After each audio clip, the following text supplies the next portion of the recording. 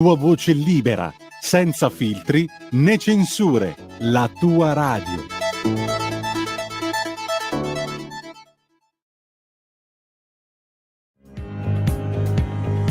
Va ora in onda la rassegna stampa.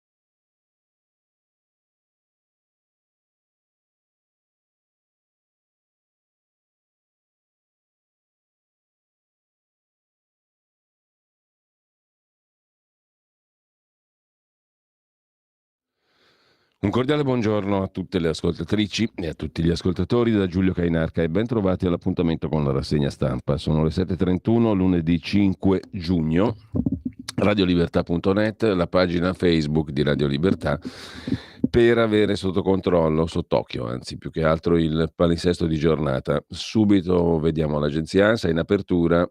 La guerra in Ucraina e la Russia che precisa, sventato, meglio, comunica, sventato un'operazione su larga scala nel Donetsk. L'offensiva ucraina è scattata ieri nella regione, violenti combattimenti, coinvolti 6 battaglioni meccanizzati, 2 di carri armati ucraini. In seconda battuta, la politica italiana, fiducia al decreto pubblica amministrazione, PD e 5 Stelle pronti alle barricate. In aula alla Camera il testo con emendamenti sulla Corte dei Conti, sui controlli della Corte dei Conti sul PNRR, la polemica per così dire di queste settimane, di questi giorni. Le verità scomode di Visco, la scelta del direttore Conto, il terzo titolo, il podcast del direttore dell'agenzia ANSA e la cronaca nera, nuovi dettagli sull'omicidio della giovane Giulia Tramontano. Trovate di tutto e di più ovunque su questa storiaccia. Festa scudetto a Napoli, la città è tutta azzurra. La Casa Bianca rassicura sulla salute di Biden, ma i dubbi sull'età restano, e non solo sull'età. New York Times, al riparo per non gravarlo, fa sapere il New York Times. Per molti democratici però Biden è troppo anziano e non proprio brillantissimo. Un autobus finisce in una scarpata sulla A16, un morto, 14 feriti. Era partito da Lecce, era diretto a Roma, Tiburtina, il Flixbus, l'autobus con 38 persone a bordo, finito in una scarpata dell'autostrada A16 Canosa-Napoli. A causare l'incidente un tamponamento a catena. Una passeggera dice salvi per miracolo. Gli alberi hanno frenato l'autobus. Navalny, storico oppositore di Putin, tengo alto il morale malgrado il carcere duro, fa sapere l'oppositore russo che festeggia il terzo compleanno in prigione. Hai i soldi, vai, no, guardi. Il caso del sindaco di Trieste, il commento di Di Piazza per gli alti costi del caffè Sacher. Capirai che scandalo. Mentre rivelazioni sul caso Metropol, questa è una storiaccia invece veramente molto pesante. In settimana avremo qui con noi giovedì mattina Gianluca Savoini, che di quella storia fu uno dei protagonisti, suo malgrado. La Lega chiede che intervenga il Copasir. È stata La Verità, il quotidiano di Maurizio Belpietro, con Giacomo Amadori, a raccontare il retroscena di quella storia. In pratica, il giornalista dell'Espresso che fece lo scoop è una delle fonti che organizzarono un po' il tutto, con le registrazioni più o meno segrete, poi rigirate ai giornalisti dell'Espresso, alla magistratura, eccetera. Uno dei protagonisti della storia è un avvocato massone, tale Meranda, che era in combutta, sostiene la verità e prova la verità sulla base di una corposa informativa della Guardia di Finanza, insomma la fonte, la gola profonda, l'architettatore della trappola contro la Lega e Salvini era in combutta con il giornalista dell'Espresso. Rivelazioni sul caso Metropol, caso tutt'altro che limpido, chiede la Lega che intervenga il Comitato parlamentare di controllo sui servizi segreti, il Copasir. La macchinazione contro la Lega organizzata al Metropol diventata una clava per colpire uno dei principali partiti italiani prima delle ultime elezioni europee. La macchinazione, appunto, contro la Lega, organizzata all'Hotel Metropol di Mosca, è diventata una clava per colpire uno dei principali partiti italiani prima delle ultime europee, si fa sempre più grave e sconcertante con le nuove rivelazioni. Tra l'altro oggi c'è un'altra rivelazione, o meglio, la terza puntata dell'inchiesta su questa storiaccia della Verità, il quotidiano La Verità. A questo punto è quanto mai necessario un intervento del Copasir, il comitato parlamentare appunto di controllo sui servizi segreti. Così fonti della Lega citano le nuove carte pubblicate da La Verità, secondo cui uno dei russi incontrati da Savoini e Tizian nell'hotel di Mosca è un ufficiale dell'FSB, ex KGB servizi segreti russi, perché non solo c'era l'avvocato massone calabrese Miranda a architettare la cosa, a un certo punto Miranda, Savoini e un altro soggetto proveniente dalle file della Margherita toscana si incontrano con un soggetto che è appunto un esponente dei servizi segreti russi. Si chiede la Lega: è tutto vero? La nostra intelligence ha qualcosa da dire anche alla luce del ruolo che Salvini, vice premier e ministro dell'interno, aveva a quel tempo? Il quotidiano diretto da Maurizio Belpietro ha aperto la prima pagina con il titolo "Gli agenti segreti di Putin al tavolo con l'agente antilega dell'Espresso", e quantomeno dobbiamo ipotizzare che questo agente segreto di russo fosse, quindi smentendo anche tanti altri luoghi comuni, un agente segreto russo che lavora contro la Lega, che è dipinta però come un partito amico dei russi e di Putin. Interessante la storiella. Comunque, gli agenti segreti di Putin al tavolo con l'agente antilega dell'Espresso era il titolo di ieri della Verità.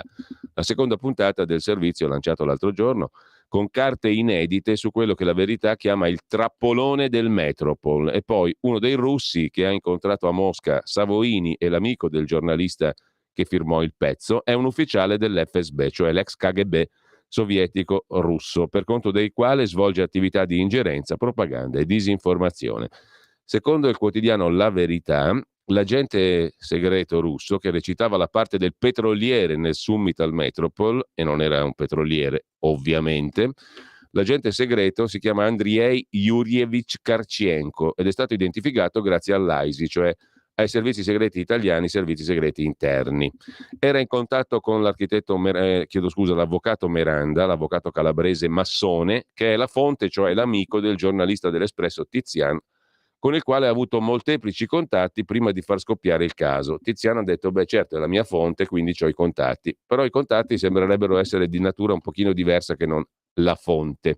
Comunque, era in contatto con Miranda, la fonte del giornalista dell'Espresso Tizian, questo agente segreto russo. Il giornale, La Verità, cita gli atti compiuti dalla Procura di Milano, il carteggio tra i magistrati e le agenzie italiane per la sicurezza esterna ed interna, AISI, nel marzo 2020 e una informativa della Guardia di Finanza dello stesso luglio di quell'anno. È sconcertante, commenta la Lega, il silenzio della politica e di alcuni dei principali media del nostro paese. Questa operazione ha inquinato il dibattito politico e indebolito la nostra democrazia. Incredibile l'afonia di Marco da Milano, che allora dirigeva l'Espresso e poi è stato premiato dalla sua sinistra con un posto in Rai a spese degli italiani. Per anni lui e altri commentatori hanno insinuato sui rapporti tra Lega e Russia, nonostante l'archiviazione della magistratura. Ora, conclude la Lega, non hanno nulla da osservare. Solidarietà all'amico Matteo Salvini per gli attacchi che è stato costretto a subire per anni, lo ha scritto Silvio Berlusconi, a fronte di una singolare inchiesta conclusasi, come troppo spesso accade, in un nulla di fatto. So bene cosa significhi subire processi politico-mediatici intentati quando non si riesce a sconfiggere l'avversario nelle urne. e si preferisce farlo con la macchina del fango e quella giudiziaria. Sono sempre stato certo dell'onestà di Matteo, cui mi lega un rapporto di profonda e sincera amicizia. Insomma, ce l'avevano fatta a far fuori un esponente austriaco non troppo gradito, non ce l'hanno fatta con Matteo Salvini. Vi ricordate Strache, leader del Partito della Libertà austriaco, fatto fuori con una vicenda molto simile di russi, di spie, di petrolio e compagnia bella. In Austria ci sono riusciti, in Italia evidentemente no. Salvini non ha abboccato, diciamo così, o comunque non è caduto nella rete, che però appunto ha qualcosa di sconcertante, come scrive la nota della Lega. Ma vedremo subito adesso, dopo aver chiuso la prima pagina dell'agenzia ANSA, vedremo subito la prima pagina della Verità di stamani, che prosegue a narrare di questa storiaccia. Intanto in Italia cresce il rischio di infezioni legate al clima. E l'allarme dei medici: è previsto un aumentato rischio, un'aumentata aggressività di malattie infettive correlate al clima e in particolare quelle causate da vettori come zanzare, quali la malaria, la dengue, la febbre da chikungunya, scusate che roba è chikungunya, sarà una roba pericolosissima visto il nome, la febbre West Nile.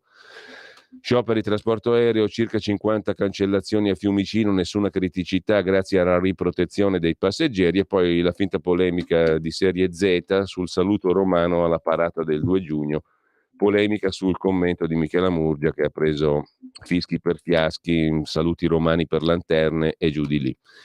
Il caso di Emanuela Orlandi, un ex carabiniere, dice è sepolta sotto Castel Sant'Angelo, no comment, e arriva il semaforo per la spesa contro il caro prezzi. Asso Utenti lo fa sapere, utilizzerà i classici colori rosso, giallo e verde per orientare i consumatori negli acquisti di beni e servizi. Vedremo più dettagliatamente se è il caso. Se Movida è nociva alla salute, i comuni paghino i danni. Arriva una sentenza della Cassazione sul gran casino che c'è in molte città. Di sera e di notte i sindaci chiedono una norma o saremo travolti. Nel 2012 una coppia che vive a Brescia si rivolse al tribunale ottenendo un risarcimento di 50.000 euro. Il comune fece ricorso e la vinse, ora la Cassazione ha dato ragione ai cittadini. Dopo 11 anni, nel frattempo in 11 anni quanti bei rumori hanno ascoltato questi qui. A Varsavia 500.000 in piazza contro il governo di destra, la manifestazione più grande in Polonia dalla fine del comunismo, convocata dal leader dell'opposizione Donald Tusk. Ha preso la parola anche Lech Wałęsa, storico leader di Solidarność. Andiamo in Cina. Leader dell'opposizione arrestata a Hong Kong. Purtroppo non stupisce la cosa, la polizia di Hong Kong ha arrestato la leader del partito di opposizione Chan Po-ying in occasione del 34esimo anniversario della sanguinosa repressione di piazza Tiananmen a Pechino del 4 giugno, ieri 1989. Così l'agenzia ANSA in primo piano. Ma andiamo subito a questo punto, direi, alla Verità di stamani, perché c'è un'ulteriore ripresa di quanto raccontato nei giorni precedenti. Vediamo subito la prima pagina del quotidiano diretto da Maurizio Belpietro, in esclusiva, nome per nome, la rete massonica della gente antilega del settimanale L'Espresso, dalla loggia del paese di Matteo Messina Denaro. Tra l'altro, a un certo punto è stato raccontato questo avvocato, Meranda, che è uno dei partecipanti al famoso incontro all'Hotel Metropol con Savoini. Questo Meranda a un certo punto chiede il contatto di un magistrato Paolo Guido, che è quello che poi adesso, tra pochi mesi fa, arresterà Matteo Messina Denaro. Dalla loggia del paese di Matteo Messina Denaro all'ex deputato del PD, l'italiano di origini marocchine, Khalid Chaoui, il deputato che era stato anche uno dei rappresentanti delle associazioni musulmane in Italia, ricorderete, poi eletto in Parlamento col PD. Esclusivo e nuove clamorose carte sul trappolone del Metropol, scrive Giacomo Amadori. Nella matriosca di oggi, cari lettori, a proposito del finto scoop del Metropol, a proposito di cari lettori, prendo lo spunto, ricordate i 25 lettori del Manzoni, no? Nei Promessi Sposi, da oggi finalmente alle 17, da oggi pomeriggio alle 17, poi in replica alle 21, la lettura integrale dei Promessi Sposi, capolavoro di straordinaria attualità, non ci credete? Ascoltatelo, nella lettura integrale che Radio Libertà vi propone, dalle 17 di oggi pomeriggio, poi alle 21 e poi in podcast. Vi comunicheremo tutto quanto quando il podcast sarà bello e accessibile dalla homepage del sito di radiolibertà.net, così ve lo scaricate e ve lo ascoltate quando vi pare a voi, non soltanto negli orari definiti, 17 e 21, direi il lunedì e il giovedì, 2 appuntamenti settimanali con Alessandro Manzoni, di cui si celebra quest'anno il 150° della morte, e non lo celebriamo come ha fatto Mattarella, ma in tutt'altro modo. In ogni caso, nella matriosca di oggi, cari lettori, e torniamo alla verità e alla vicenda Metropol, troveremo, a proposito del finto scoop del Metropol, un misto di ingredienti davvero esplosivo, scrive in prima pagina sulla Verità Giacomo Amadori stamani. Un cocktail di massoneria e politica che ci porterà fino a Castelvetrano, Trapani, terra d'origine e rifugio dell'ex latitante Matteo Messina Denaro. Infatti, sullo sfondo della nostra inchiesta compare perfino una loggia massonica del paese del boss della mafia, Matteo Messina Denaro. Questo nuovo capitolo sull'oscura vicenda ci svela come sia stato possibile che un avvocato cosentino sull'orlo del fallimento, appunto Meranda, uno di questi partecipanti alla vicenda Metropol, col registratore acceso in tasca, abbia potuto sedersi al tavolo di uno degli alberghi più esclusivi del mondo, insieme con l'ex portavoce del politico italiano più influente di quel periodo, Matteo Salvini, per discutere di affari con un finto imprenditore petrolifero che in realtà era un agente dell'FSB, cioè il servizio di sicurezza russo, l'ex KGB, un ufficiale specializzato in, questo russo, attività di influenza, ingerenza, propaganda e disinformazione. Un personaggio, il russo, interessato a far arrivare le carte con la proposta indecente sul tavolo di Salvini e dell'allora premier Giuseppe Conte, una realtà in cui nessuno era quello che diceva di essere. La Verità incornicia il tutto con questo titolo a pagina 2 e pagina 3. Dal politico del PD agli affaristi, la rete massonica dell'uomo che voleva infangare Salvini. Nel caso del falso scoop dell'Espresso, l'avvocato Meranda è centrale. Nella sua loggia massonica spicca il ruolo dell'ex deputato del PD Ciauqui, il quale era amico di questo Meranda. I tentacoli da Castelvetrano a Parigi. Ma leggiamo tutto per filo e per segno perché Giacomo Amadori c'ha materiale di prima mano, cioè questa corposa relazione della Guardia di Finanza.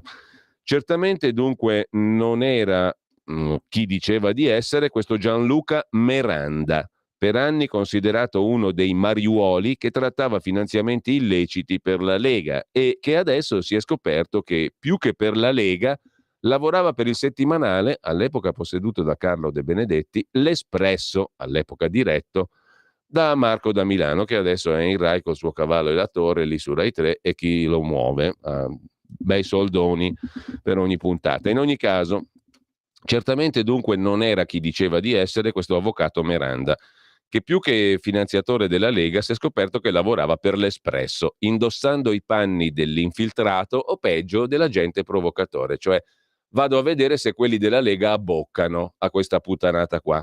Puttanata in termini di affare, ma colossalmente pesante in termini di macchinazione.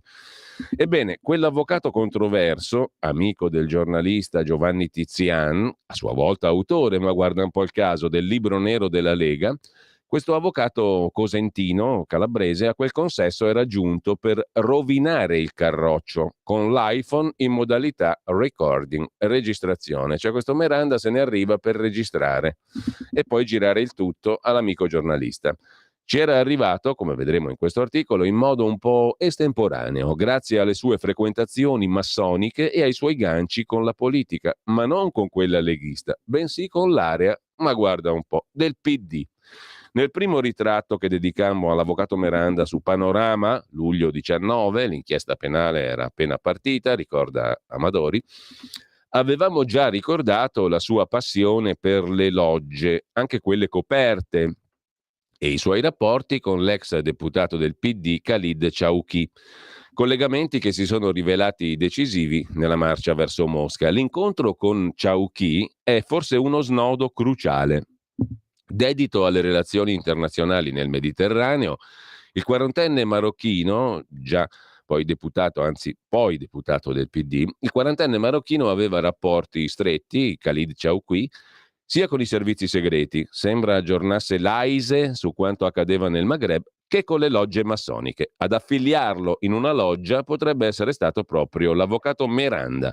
Ma facciamo un passo indietro. 4 anni fa avevamo raccontato che il gran maestro della Serenissima Gran Loggia d'Italia, Massimo Criscuoli Tortora, nel 2015 aveva firmato contro l'avvocato calabrese Gianluca Miranda, protagonista appunto di questa bella storia. Il Gran Maestro della Serenissima Gran Loggia d'Italia nel 15 aveva firmato contro l'avvocato Miranda un provvedimento di espulsione immediata per colpe gravi e gravissime, a cui il diretto interessato non si era opposto. Miranda era stato cacciato per avere attentato all'armonia e all'integrità della Gran Loggia d'Italia, la Serenissima Gran Loggia d'Italia. Per il Gran Maestro Tortora, il disegno di Miranda, che aveva rapporti con importanti ambasciate russa, iraniana, indonesiana, era chiaro: conquistare la loggia, la creatura di Criscuoli Tortora, per poter sfruttare la rete internazionale a cui era collegata questa obbedienza massonica. A un evento parigino arrivò al Gran Maestro più di qualche segnale di fastidio per quella decisione e in Italia alcune piccole logge continuarono a invitare Miranda come ospite d'onore, con tanto di posto a Oriente dentro al Tempio. Ma le vicende odierne sembrano dare ragione a Criscuoli Tortora, che all'epoca inserì 2 interessantissime pagine su Miranda nel dossier che consegnò all'antimafia sotto la voce Situazioni da monitorare. Le carte segretate sono state depositate nel 2017, quando Criscuoli Tortora venne convocato dal presidente dell'antimafia Rosy Bindi per parlare di mafia e massoneria. Rosy Bindi e i suoi commissari antimafia parlamentari erano convinti che Matteo Messina Denaro fosse coperto da una loggia massonica deviata trapanese. Tra la fine del 2013 e l'inizio del 2014 l'avvocato Miranda aveva fatto entrare con sé nella Serenissima Gran Loggia d'Italia una quindicina di fratelli di altre obbedienze e aveva lanciato un'OPA, un'offerta pubblica di acquisto, cioè si voleva controllare la loggia Serenissima. Tra l'altro c'è un documento a pagina 2 della Verità di oggi dove sono elencati i membri di un'altra loggia massonica di cui parleremo, tra i quali c'è Khalid Chauqui, cioè appunto il poi deputato del PD, esponente delle associazioni musulmane in Italia e deputato PD. In ogni caso, tra la fine del 13 e l'inizio del 14, l'avvocato Miranda fa entrare in questa Serenissima Gran Loggia d'Italia fondata dal Gran Maestro Massimo Criscuoli Tortora una quindicina di soggetti perché lui vuole metterci le mani sopra, controllarla poi lui questa loggia. Aveva potuto fondare una sua loggia, la De Dignitate Hominis, e ne era diventato il maestro venerabile. In quella nuova avventura aveva portato con sé un generale dell'esercito in pensione, tale D.P., è elencato solo per le iniziali, che aveva operato per quasi tutta la carriera nel SISMI, Servizio Segreto Militare, i servizi segreti esteri, un noto costruttore calabrese e un mediatore italiano di petrolio in Algeria. Dopo l'espulsione di Miranda dalla loggia, dalla Serenissima Gran Loggia di Criscuoli Tortora, anche i suoi uomini, quelli portati da lui, si dimisero in blocco e dopo qualche tempo alla Serenissima Gran Loggia erano venuti a sapere che in un hotel di Roma l'avvocato e i suoi sodali avevano tenuto a battesimo la filiale di una loggia riservata serba in Italia che aveva diramazioni anche in Ungheria e Romania. Un trampolino di lancio perfetto per entrare nel circuito della massoneria russa e dei suoi gran maestri. Nel frattempo l'avvocato Miranda entra a far parte della loggia Salvador Allende del Grande Oriente di Francia, l'obbedienza atea che ha abolito la storica figura del grande architetto e il volume della legge sacra e ha aperto le porte dei suoi templi alle donne, cosa che le logge massoniche tradizionali aborrono. In ogni caso, il braccio destro del Miranda diventa tale Gianluigi Biagioni Gazzoli, soprannominato Khaled, originario di Misurata, Libia, ha sempre mantenuto stretti rapporti con la Libia e con le associazioni filogovernative, anche ai tempi del colonnello Gheddafi. Insegnante di arabo, segretario generale dell'Unione Islamica d'Occidente, la più antica d'Italia, è stato anche candidato alla Camera nel 2006 per l'UDEUR con Clemente Mastella. Il suo nome compare nell'agenda Moleskine Lilla dell'avvocato Miranda in un elenco di presunti massoni. Il nome di questo Biagioni Gazzoli, soprannominato Khaled libico, amico di Gheddafi e di Mastella. Sotto la data del 27 aprile 2016 si legge l'acronimo GODF, che sta per Grande Oriente di Francia. Di seguito sono riportate alcune parole non chiarissime, C/Legonas o Legowas, e poi un nome di donna, Cécile Sylvestre. Successivamente c'è un elenco di luoghi: Pinerolo RF, Castelvetrano RSAA e RF, Cagliari. RF dovrebbe indicare rito francese, RSAA rito scozzese antico accettato, da cui discende quello francese. Poi si fa riferimento a una domanda di integrazione a una loggia del GODF, Grande Oriente di Francia. Il nome di Castelvetrano Trapani non deve stupire. Al momento dell'arresto di Messina Denaro è emerso che alcuni dei suoi fiancheggiatori erano iscritti alla massoneria. È notizia recente, scrive ancora Giacomo Amadori sulla Verità di stamani, che su 19 logge massoniche censite nella provincia di Trapani, 6 si trovassero proprio a Castelvetrano, cittadina con meno di 30.000 abitanti. 30.000 abitanti, 6 logge massoniche. Una di queste, regolarmente iscritta al Grande Oriente di Francia nelle scorse settimane, ha dato l'incarico a un avvocato di tutelare l'immagine, il prestigio e l'onore dell'associazione e della massoneria. Chissà se era la stessa che Miranda intendeva portare sotto l'influenza del GODF, Grande Oriente di Francia. In data 30 maggio 2016, nell'agenda Lilla dell'avvocato Miranda, sono elencate alcune logge e i presunti appartenenti. Nella parigina Allende sono appuntati i nomi di Miranda e di altri 3 suoi stretti collaboratori. Sono tutti indicati come terzi gradi della cosiddetta massoneria azzurra, ovvero maestri muratori dell'arte muratoria, craft. Nella Demos di Nizza e Cannes c'è invece l'amico Biagioni con un altro terzetto. Sotto Pinerolo compaiono altre 6 persone. Quasi tutti questi nominativi sono citati in un altro documento ritrovato nel cellulare di Miranda, quello degli affiliati alla rispettabile loggia La Rose de Thelem François Rabelais, il cui tempio era in via Avezzano a Roma. Ricordiamo che Rabelais è l'autore del romanzo cinquecentesco Gargantua e Pantagruel, che contiene la storia dell'abbazia di Thelem, che nel primo libro del ciclo viene donata a Fra Giovanni Fracassa Tutto. Thelem sarà il regno della libertà e tutto vi andrà al contrario delle regole tradizionali, è la citazione che si trova nella presentazione della loggia dell'avvocato Miranda. Vi saranno accolte solo donne belle, ben formate e di buon carattere, uomini belli, ben formati e di buona indole, soprattutto insieme. I 3 voti fondamentali saranno che ognuno possa onoratamente maritarsi, essere ricco, vivere liberamente. Su una porta sarà incisa la regola vera e propria, illuminata da un'unica stella, il libero arbitrio, e racchiusa in un solo articolo: fa ciò che vuoi. Una sorta di società ideale che ispirò la comunità fondata negli anni 20 del Novecento dall'occultista e satanista Aleister Crowley. Nelle carte agli atti c'è anche un invito del 4 maggio 2018 al solenne rituale di iniziazione di 4 bussanti, cioè di 4 che stavano per entrare nella loggia, tra cui Antonio Tortorici, ex appartenente all'Arma dei Carabinieri, il cui nome risultava inserito anche tra i membri del Comitato Salvini Premier, inaugurato nello studio dell'avvocato calabrese Miranda. Il dress code per l'evento era lo smoking, cioè dovevi andarci in smoking all'evento. L'elenco degli appartenenti alla Rose de Thelem è stato creato il 16 dicembre 2015 e modificato l'ultima volta il 21 maggio del 19, 2 mesi prima del sequestro del telefonino dell'avvocato calabrese di cui stiamo parlando, appunto Gianluca Miranda. La lista comprendeva 35 nomi, dal maestro venerabile Nunzio Foti al fratello copritore interno garante di amicizia Miranda, dal fratello Araldo Biagioni Gazzoli al primo segretario Vittorio Spinola. Ma il nome che ci è balzato all'occhio è il settimo della lista. Eccolo qua. La Verità pubblica il documento della Ros de Thelem, una loggia massonica appunto del Meranda medesimo. Al settimo posto c'è Khalid Chowkhury.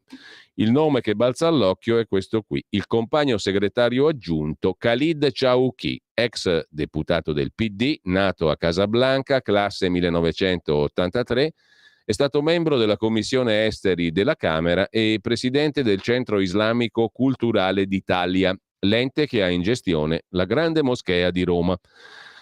Per anni Chowkhury ha imperversato in TV, a discettare sullo scibile umano e a dare lezioni a tutti. Certamente ve lo ricorderete anche Khalid Chowkhury, giovane marocchino delle fila del PD. Ma intanto, PD milanese sostanzialmente, ma intanto, secondo documenti ritenuti attendibili dagli investigatori, Chowkhury si dedicava anche ai riti massonici e ai commerci con la banda dell'Hotel Metropol di Mosca, cioè Meranda e compagnia. Chowkhury è stato sentito dalla Procura di Milano per spiegare questi rapporti.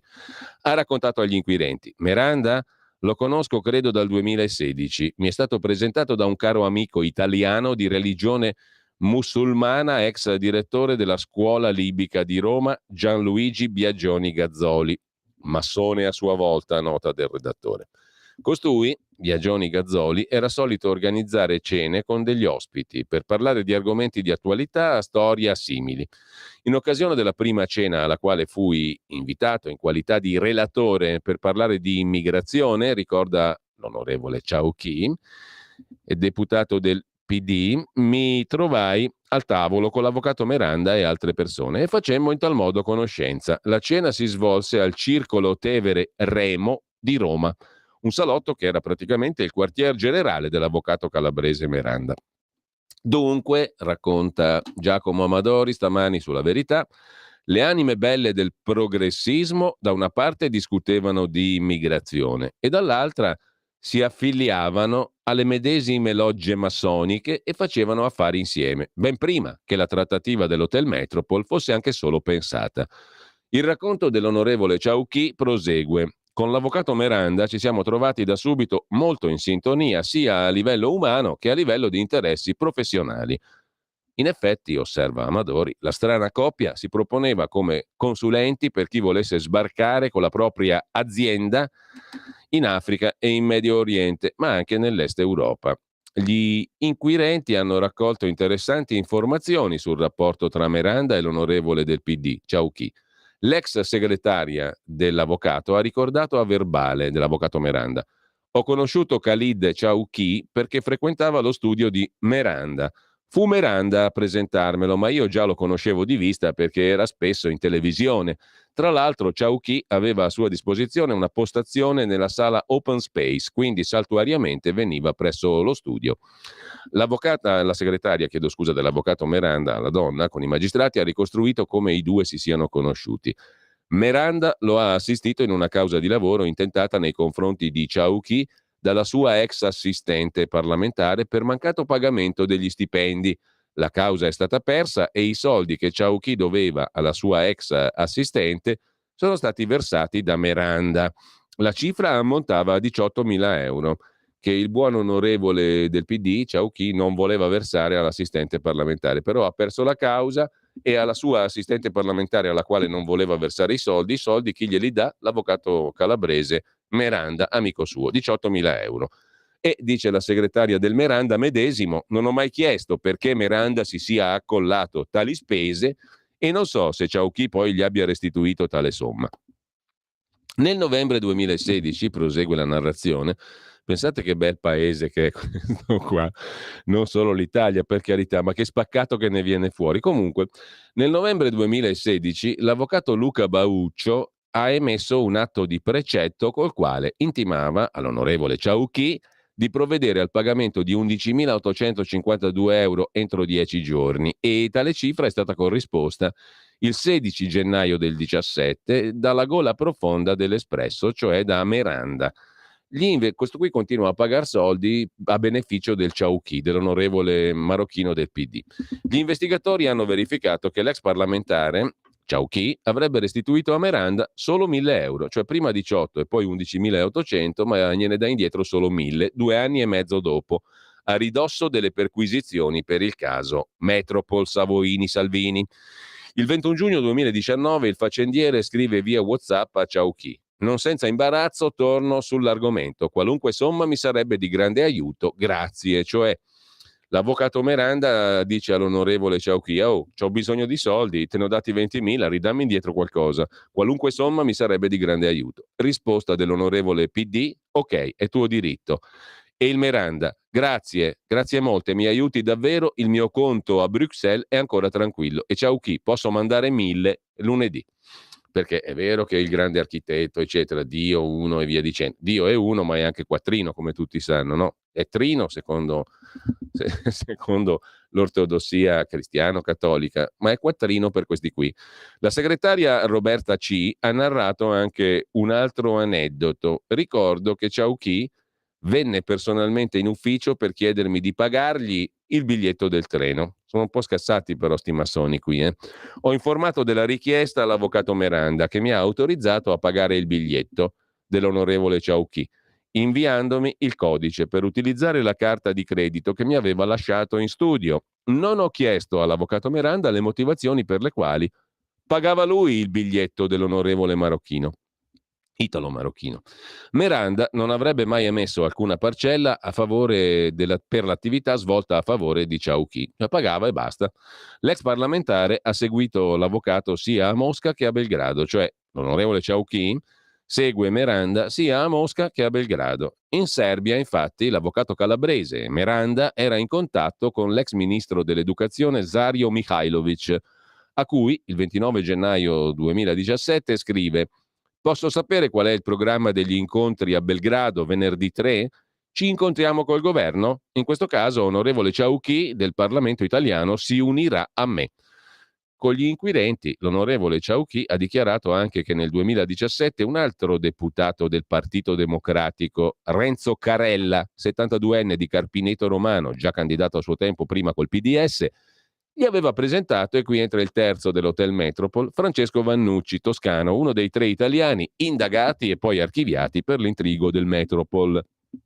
Sapevo che aveva militato nell'area della Margherita questo Vannucci, dice Chauchi agli inquirenti, e quindi questa circostanza lo rendeva a me vicino politicamente e anche per tale motivo accettai di incontrare questo Vannucci. Ricordate che Vannucci, Miranda e Savoini sono i 3 dell'Hotel Metropol che vengono poi registrati dal Miranda medesimo e da lì parte, quello glielo gira l'Espresso e tutto il resto. I contatti di questo Miranda col giornalista dell'Espresso Tiziano erano molto antecedenti, venivano ben prima.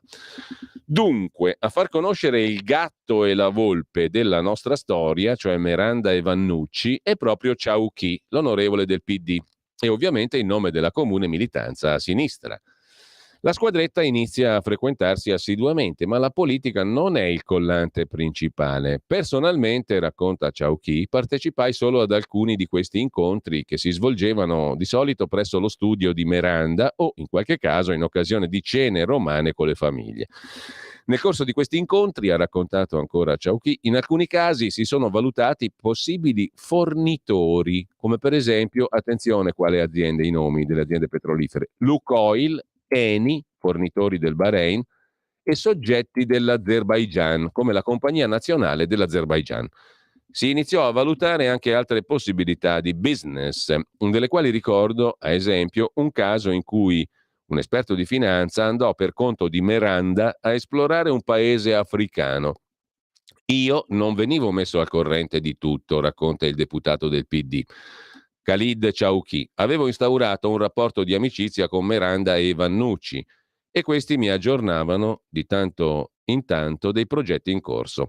Il Vannucci entra perché? Perché Chauchi dichiara che nel 2017 un altro deputato del PD, attenzione, è interessante questa connection di tutta questa storiaccia con alcuni esponenti del PD. Un altro deputato del PD, Renzo Carella, già candidato PDS, presenta a Chauchi questo Vannucci, che poi diventano amici con Miranda, si fa il trio dell'Hotel Metropol con Savoini. Io non venivo messo al corrente di tutto, avevo instaurato un rapporto di amicizia con Miranda e Vannucci e questi mi aggiornavano di tanto in tanto dei progetti in corso. Poche parole, scrive Giacomo Amadori, il petrolio era un vecchio pallino di questa banda un po' del buco a vederla così, ma comunque non per questo meno inquietante. In ogni caso, per esempio, quindi ben prima dell'arrivo di Savoini, questi qui trafficavano di petrolio o immaginavano. Per esempio, Chauky presentò il ministro del petrolio del Bahrain sia a Meranda che, attenzione, al vicepresidente dell'ENI, l'ex viceministro renziano agli esteri, Lapo Pistelli. Renzi, profumo di loggia? Ma quando tramonta, punto di domanda, sia ben chiaro, ma quando tramonta il renzismo ed esplode il fenomeno della Lega, i nostri decidono di cambiare casacca. A un certo punto, credo all'inizio del 18, racconta ancora Chauky, questo lo racconta non a Giacomo Amadori, ma agli inquirenti, alla polizia giudiziaria, agli magistrati, alla procura di Milano. Quando tramonta il renzismo, dunque i nostri decidono di puntare sulla Lega. Tramontato Renzi, vediamo un po' col Salvini. A un certo punto, credo all'inizio del 18, notai un avvicinamento di Vannucci all'area di centrodestra, in particolare al partito della Lega Nord. Questo Vannucci è un renziano sostanzialmente. La Lega Nord cercava sostenitori in centro Italia. Questo suscitò in me una notevole sorpresa, ha continuato l'onorevole Chauky. E come si arrivò a quel cambio di linea? Suppongo che Vannucci si sia avvicinato alla Lega per il tramite di Sergio Pirozzi, anche questo lo ricorderete senz'altro, l'ex sindaco di Amatrice, diventato poi consigliere regionale del Lazio per Fratelli d'Italia, ha dichiarato sempre Chauky, il quale ha pure rammentato la nascita del comitato pro Salvini nell'ufficio dell'avvocato massone calabrese Meranda nel gennaio del 18. Io partecipai solo in un'occasione come relatore senza aderirvi. Pensate un po', il Khalid Chauky, che era l'esponente dei marocchini in Italia, centro islamico culturale, eccetera, esponente del PD, parlamentare del PD, che partecipa alla fondazione di un comitato per Salvini Premier nello studio dell'avvocato calabrese Meranda. C'è una roba che puzza di melma lontano chilometri. In ogni caso, in realtà nel blocchetto delle ricevute del comitato gli investigatori hanno trovato anche 25 euro a nome di Chauky. Cioè Chauky ha versato dei soldi per far nascere il comitato pro Salvini Premier. Fantastico. Comunque la nuova avventura politica dei suoi amici avrebbe deluso l'ex deputato del PD. Questo loro avvicinamento non mi aveva fatto molto piacere e lo feci notare, seppur amichevolmente, a Meranda. Il consulente di origini africane, cioè l'italo-marocchino Khalid Chauky, esponente del PD, si riscopre anima bella e lascia intendere che se gli affari li concludeva lui, ok, ma se li portava avanti Savoini, allora erano discutibili. La commistione, racconta Chauky, tra l'aspetto del business e le figure politiche che erano subentrate, come se lui non fosse un politico, è un deputato del PD, comunque era una cosa che non approvavo. Anche per questo, racconta il vergine Chauky, non seguii più le vicende e manifestai nei fatti, col mio distacco, che secondo me Savoini non sarebbe stato un canale corretto. Questa fase di avvicinamento al centrodestra, promossa soprattutto dal Vannucci, già amico dell'altro deputato del PD, cioè il deputato Renzo Carella, questa nuova fase dunque di avvicinamento alla Lega, al centrodestra, promossa dal Vannucci, è certificata da alcuni audio che l'avvocato Meranda ha registrato di nascosto e non è ben chiaro a quale fine. Forse stava già mettendo da parte materiale per gli amici giornalisti dell'Espresso. Tieni conto che Pirozzi vuol dire Salvini, vuol dire Lega, esclama Vannucci in un file audio. Lui è stato il vero trade union perché io un rapporto diretto con Savoini non ce l'avrei mai avuto, se non ci saresti mai arrivato se non ci fosse stata una persona che, parlando con Salvini, gli avesse detto ho bisogno di far parlare con Savoini. A questo punto l'ex sindacalista ha descritto come sarebbe nato il discorso tra Salvini e Pirozzi. Ma chi è? Avrebbe chiesto il primo. È un uomo mio. È mio al 100%, avrebbe risposto il secondo. A questo punto sarebbe arrivato l'avvertimento del vice premier Salvini. Se è tuo, ne rispondi te. Un ammonimento che non avrebbe dato grandi frutti. Vannucci riporta quanto gli avrebbe annunciato Savoini. Mi ha detto, preparati perché quando si torna dalla Russia io ti porterò con me in un posto. a parlare a 6 occhi con Matteo, quindi preparati. Ti dirò all'ultimo momento dove, tu vieni in compagnia e si quadra il cerchio. E il Vannucci, l'ex margheritino, sospira. Immaginati te che cosa vuol dire per un disgraziato come me. E mentre parla, l'informatore dell'Espresso, l'avvocato Miranda, lo registra. Roba da un film di Monicelli, questo qua, no? Più o meno. Vogliamo i colonnelli. Sulla genesi di questi intricati rapporti con la politica, gli inquirenti hanno ascoltato anche il Pirozzi, l'ex sindaco della città colpita dal terremoto, simbolo Amatrice, il quale Pirozzi ha ammesso che Vannucci gli era stato presentato da una candidata della sua lista, tale Lorenza Alessandrini, dopo le elezioni regionali del 2018.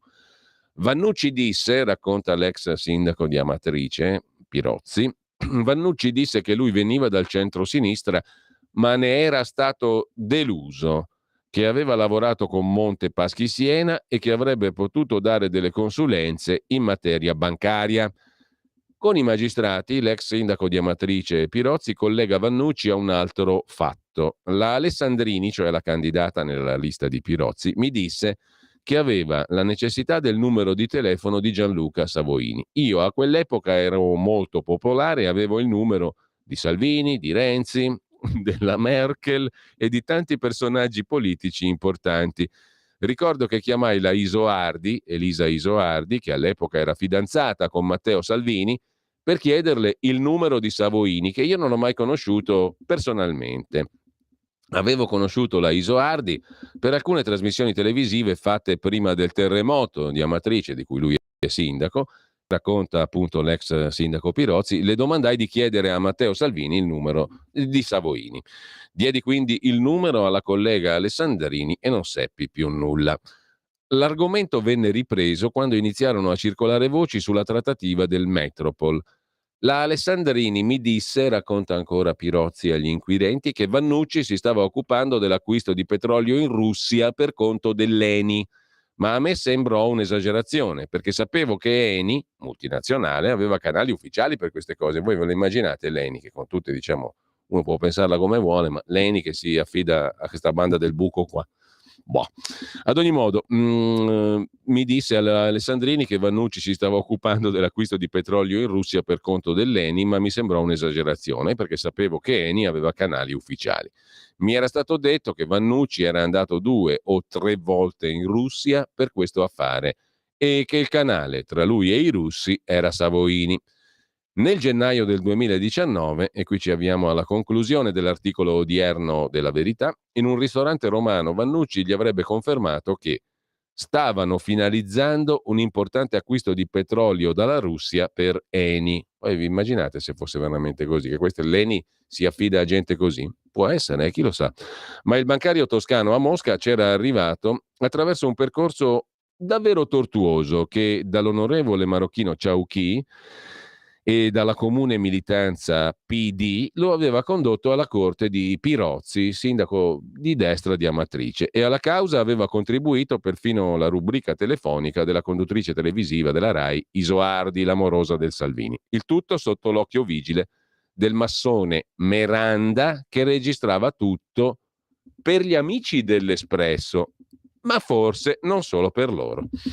Così si conclude l'odierna puntata del feuilleton inquietante del Metropol. E si domanda a questo punto Maurizio Belpietro se l'è domandato ieri perché nessuno ne parla più di tanto di quella roba qua.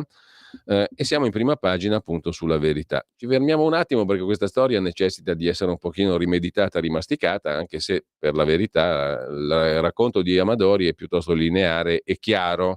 Sono le prime 3 pagine della Verità di stamani. Un attimo soltanto, andiamo ad ascoltare un po' di musica. Ringrazio Federico Borsari, ottimamente presente come sempre in regia e anche curatore della parte musicale della mattinata, con il calendario musicale alla mano. Vediamo che scoperta facciamo oggi.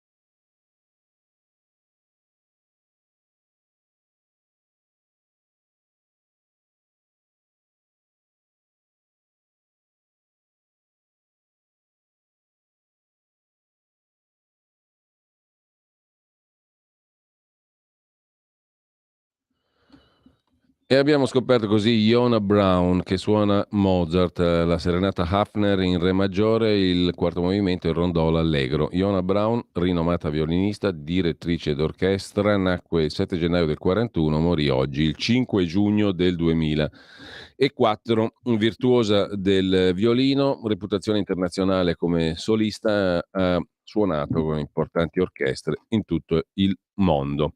Grazie a Federico Borsari per questa perla musicale della giornata. Intanto torniamo a dare uno sguardo alla prima pagina della Verità, già che ci siamo. Lobby Green, chi finanzia la rivolta?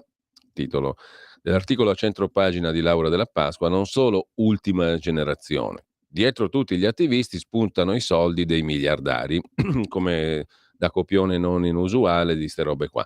Da Bayer a Apple, dai petrolieri a Rockefeller, ecco chi sostiene la causa verde, scrive La Verità in prima pagina.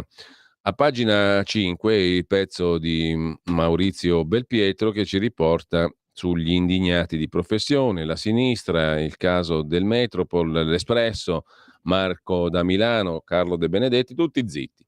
Ma dove sono finiti tutti quei preoccupati speciali che fino a ieri erano in allarme per le condizioni della nostra libertà di stampa?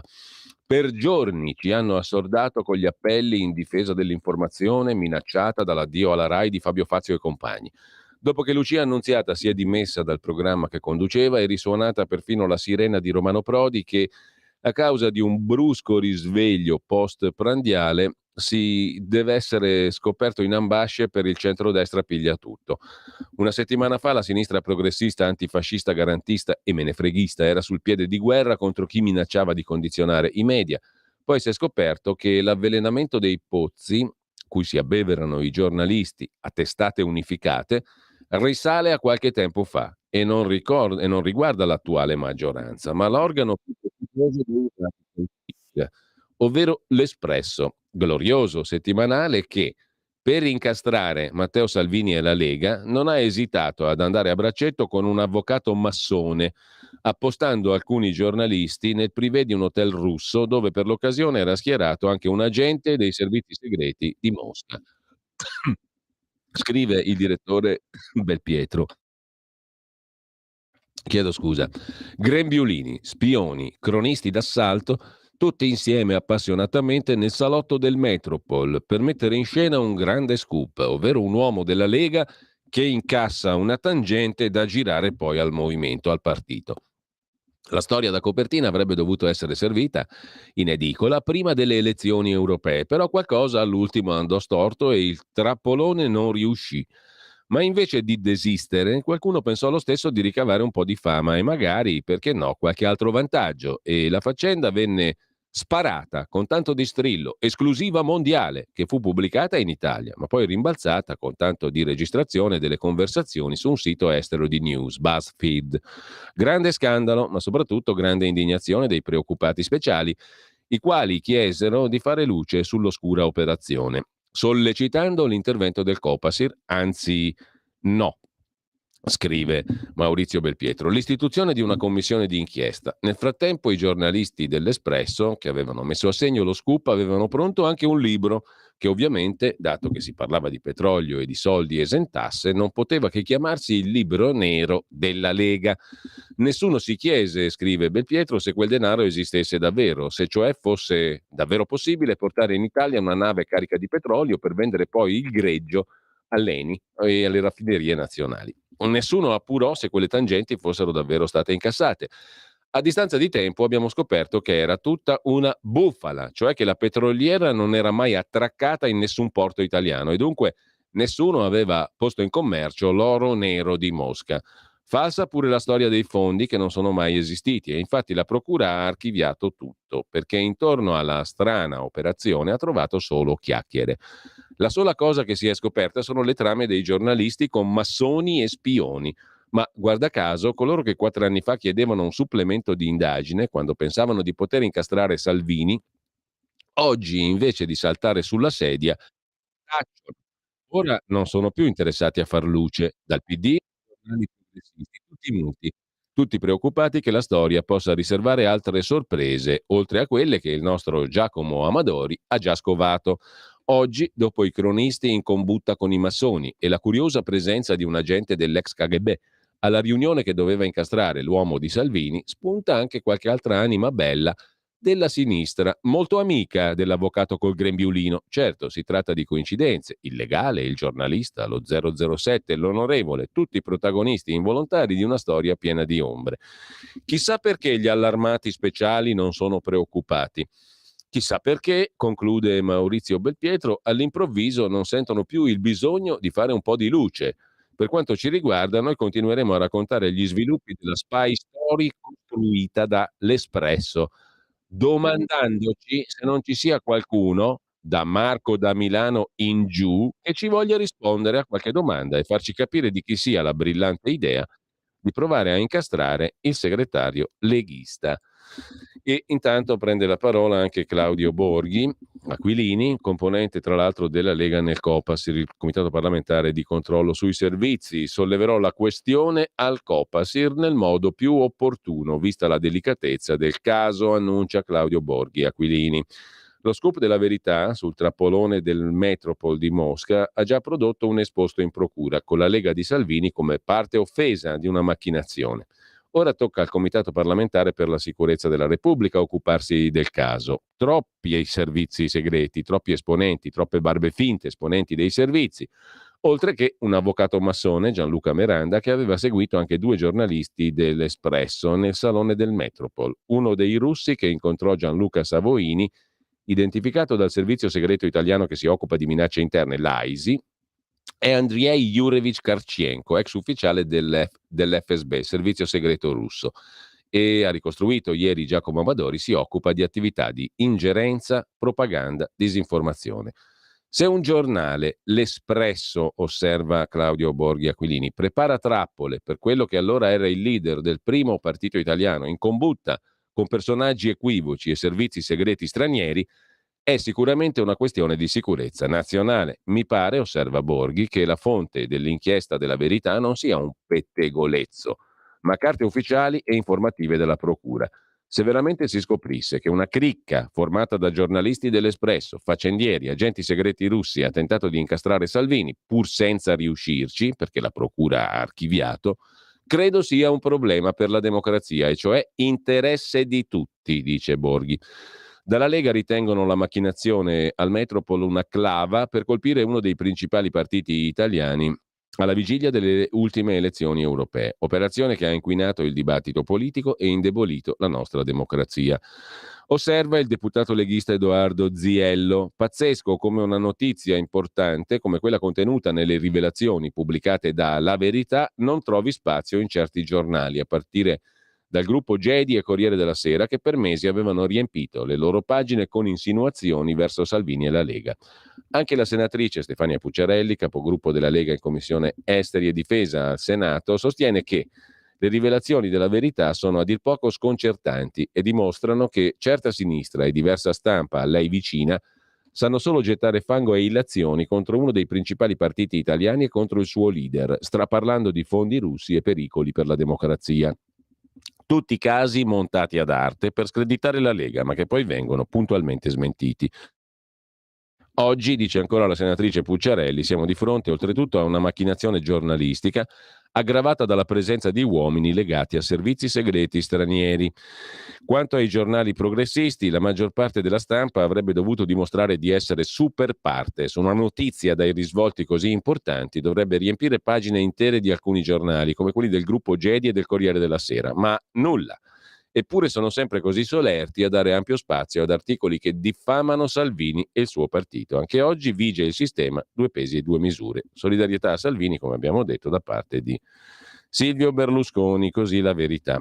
Già che siamo alla Verità, vi segnalo molto velocemente l'intervista di Francesco Borgonovo allo psicoterapeuta e scrittore Claudio Risè. Più famiglia contro la violenza in famiglia, il caso dell'omicidio di Giulia Tramontano, di cui tutti parlano in questi giorni. Bisogna tornare a educare maschi e femmine, innanzitutto ad accogliere i figli, dice il professor Risè, scendendo dal piedistallo di superbia e grandeur su cui l'essere umano si è messo a partire dall'illuminismo. 2 pagine dedicate alla lobby del verde, del green, l'abbiamo detto prima, e poi le interviste del lunedì. La prima di Fabio Dragoni all'economista Guido Salerno Aletta, già consigliere al Senato e poi vice segretario generale a Palazzo Chigi, oggi editorialista sul MES. L'Europa crea mostri, meccanismo europeo di stabilità o fondo salva stati. Ecco come evitare la ratifica. L'Unione Europea con una mano scrive regole che sembrano perfette e poi si accorge che non funzionano. Accettarle? Tra il sì e il no c'è il ni. L'Italia deve prendere tempo. Altra intervista all'ex candidata alla segreteria del PD ed ex ministra Paola De Micheli. PD cambia, Schlein non ti rappresenta. E poi leggi folli e burocrazia che legano le mani alle forze dell'ordine. 2 pagine di inchiesta sulla Verità di oggi legata alla questione della Italia in balia dei criminali. Dopo il caso del trans fermato a Milano, gli agenti sono di nuovo nel mirino dei media. Tra processi e campagne stampa, bloccare i delinquenti è ormai impossibile. Parla il segretario del sindacato S di polizia, Vincenzo Chianese: chiediamo tutele, non l'impunità. A Milano c'è stata l'agonia mediatica. E sempre dalla Verità, a pagina 14, l'articolo di Carlo Cambi su Roma, capitale infetta, nazione corrotta. Vi ricordate a proposito di Espresso, quando l'Espresso era un settimanale di altra taglia rispetto alle vicende di Miranda e di quei soggetti qua. In ogni caso non era facile, scrive Carlo Cambi, ma Gualtieri è riuscito a far diventare Roma più sporca, rifiuti in mezzo alla strada, cinghiali a passeggio, gabbiani che banchettano sui cassonetti, la città è alla deriva. Ma da quando il sindaco è del PD, a parte poche voci critiche, i grandi giornali non ne parlano più. Segue l'intervista di Giulia Cazzaniga al presidente dell'Accademia della Crusca, a cui tocca parlare politamente e correttamente. Inseriamo l'italiano nella Costituzione e basta con lo schwa. E con ciò lasciamo la Verità, segnalando peraltro le 2 pagine, come sempre, ottimamente curate da Gemma Gaetani in tema di alimentazione, salute e benessere. Farina di ceci, un cibo antico ricco di proprietà, ma che non sostituisce la carne. I derivati dei legumi stanno conoscendo una seconda giovinezza a causa dell'aumento della celiachia e del boom del veganesimo. Si tratta di perfetti sodali di carboidrati e proteine animali in cucina, dei quali c'è comunque bisogno per una dieta equilibrata, scrive Gemma Gaetani. Sulla Verità. Dalla Verità passiamo direttamente a Libero, ma ho idea che siano le 8:30 e 33 per Bacco. Siamo in straritardo, per cui dobbiamo fermarci. Stai ascoltando Radio Libertà. la tua voce libera, senza filtri né censura. La tua radio.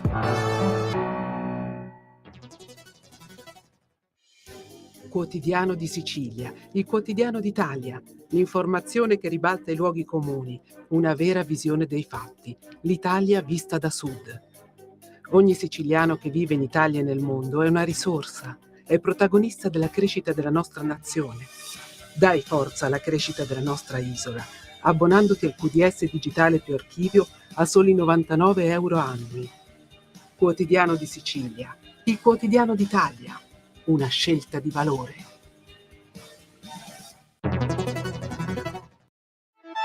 Stai ascoltando Radio Libertà, la tua voce libera, senza filtri né censure, la tua radio.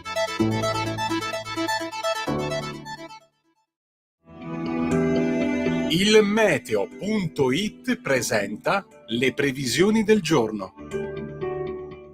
Inizio di settimana sempre all'insegna dell'instabilità su gran parte dell'Italia, ancora avvolta in una specie di palude barica. Nella prima parte della giornata saranno soprattutto le regioni settentrionali e centrali ad essere interessate dalla formazione di focolai temporaleschi, ma il maltempo colpirà in parte anche il sud.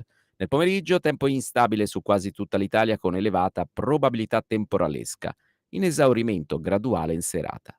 Temperature in calo. Per ora è tutto da ilmeteo.it, dove il fa la differenza anche nella nostra app. Una buona giornata da Lorenzo Tedici. Avete ascoltato le previsioni del giorno.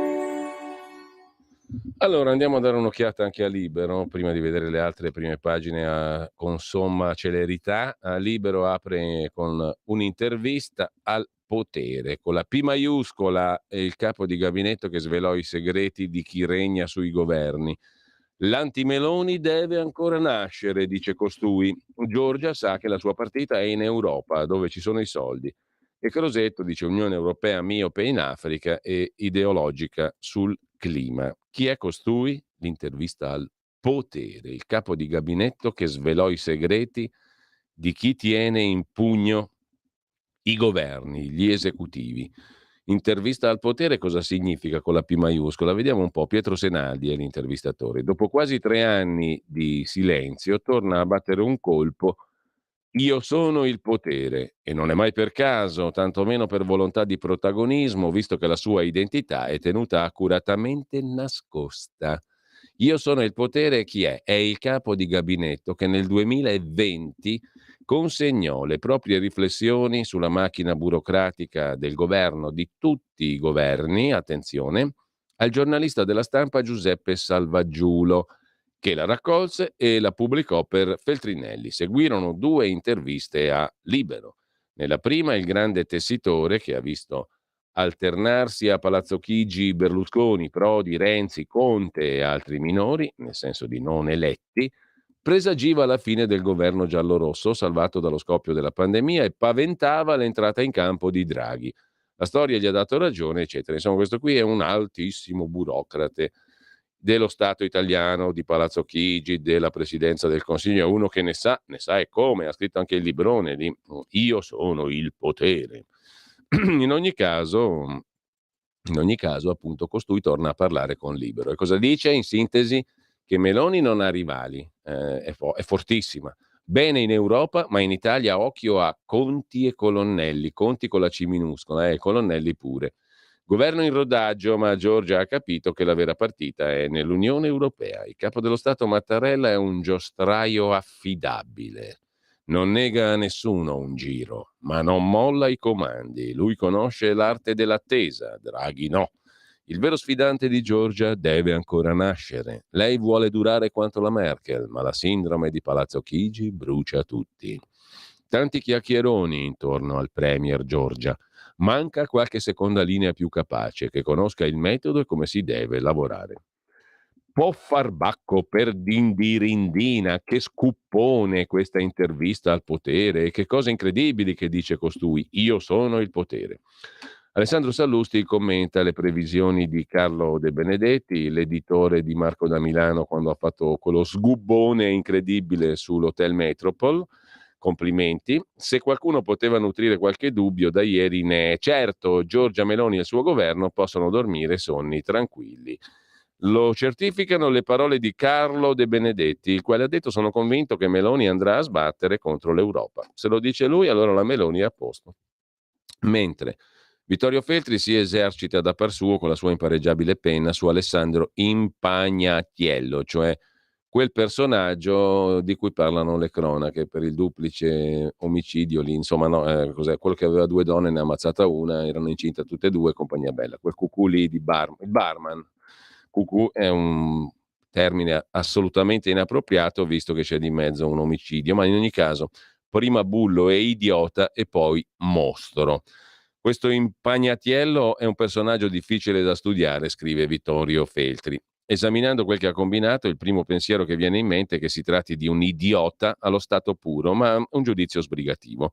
Nella testa del ragazzo assassino probabilmente regna una confusione totale, non solo perché ha commesso un delitto scriteriato anche dal punto di vista criminale, ma soprattutto per come ha gestito l'omicidio e per il suo comportamento in generale. A una persona normale sfugge la ragione che ha ispirato il suo modo di agire. Intendiamoci, io non sono un maestro in grado di insegnare ad alcuno, scrive Vittorio Feltri in prima pagina, come si sopprime una fanciulla che non sopporti più. Tuttavia esprimo stupore anche per i contorni dell'accaduto. Un bullo e un idiota, considera le persone come balocchi da usare e poi buttare.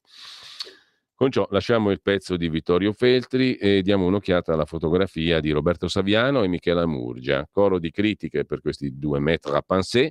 Pure la sinistra è stufa di questi antifascisti da operetta. Infine, Elly Schlein con CGIL e ANPI, il KO non le è bastato e il complotto antilega, intervenga il Copasir, se ne occupa anche Libero. In prima pagina Salvini attacca sul caso Metropol, mentre Bergoglio sta in TV meglio di Fazio e di Amadeus. Il Papa in Rai su bulli, Ucraina, apparizioni mariane, Quanta umanità dimostra il Papa secondo Renato Farina? Per colpa dell'Espresso invece Don Lorenzo Milani si rivolta nella tomba, scrive Soci, ma a pagina 7 dicevamo il caso Metropol di cui abbiamo appena letto l'ultima puntata dell'inchiesta di Giacomo Amadori stamani sulla Verità. Complotto contro la Lega, il caso Metropol finisce al Copasir. Dopo le nuove sconcertanti rivelazioni su come è stata fabbricata l'inchiesta per colpire il partito di Salvini, i parlamentari della Lega si rivolgono al comitato che controlla i servizi segreti. Solidarietà a Matteo da Berlusconi e Forza Italia. Da Milano pace. Zitto e Mosca, è il caso di dirlo. Mosca più che mai. Andiamo a vedere il Corriere della Sera, che è tutto in verde oggi perché il green, perché l'ambiente, eccetera, eccetera. Il Corriere verde per l'ambiente, oggi è la giornata mondiale. L'apertura è sulla pernacchia europea, il PNRR, la trattativa su una clausola per salvare i fondi, una strada per il governo, un piano per non rinunciare ai fondi del PNRR.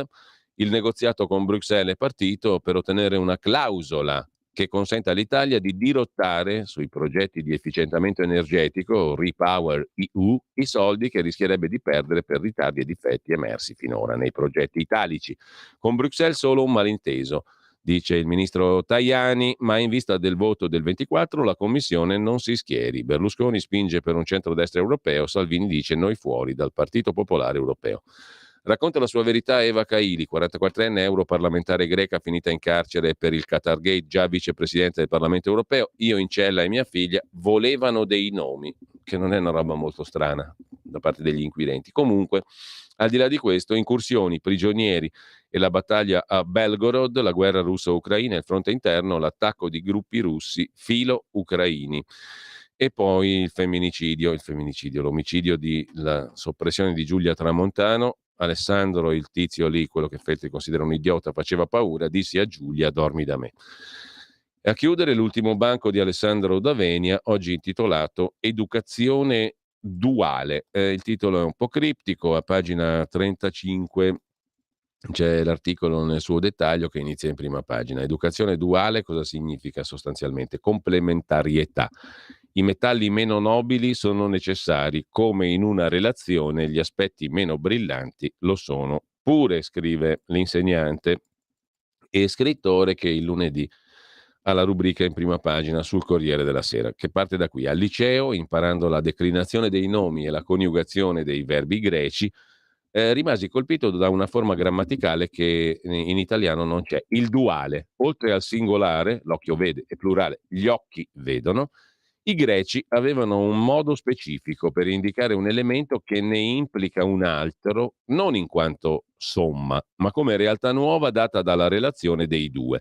Per tradurre dovevamo aggiungere un due, ma la perifrasi di cui l'italiano necessita, i due occhi vedono, non dà conto dell'azione congiunta, mentre loro avevano una forma specifica, quasi intraducibile. Gli occhi vedono insieme, perché più che il numero segnala l'effetto della relazione. Il duale né un plurale. La vista tridimensionale non è la somma di due occhi, ma un occhio a due. I rari sono i casi in cui negli anni di scuola mi sono imbattuto nel duale, senza peraltro capirne del tutto la precisione o la necessità. L'ho intuita qualche giorno fa, quando con la mia futura sposa siamo andati in una bottega di oreficeria e guidati da una brava maestra, Anna, abbiamo forgiato in 9 ore le nostre fedi, dalla fusione dell'oro grezzo fino all'anello, promessa d'amore in molte culture anche tra loro distanti. 2 anelli, uno con il nome dell'altro, sono un duale aureo. E di un'educazione duale oggi abbiamo grande bisogno, come mostra la cruenta cronaca recente. La costruzione degli anelli me lo ha reso ancora più evidente. Il pezzo volta a pagina 35. Lasciamo però il Corriere della Sera, andiamo al Fatto di Marco Travaglio, il Fatto Quotidiano. Chi c'è nella cupola delle armi che pilota il governo d'Europa? Dietro Ursula von der Leyen e compagnia, lobbisti, colossi industriali militari che la fanno da padroni.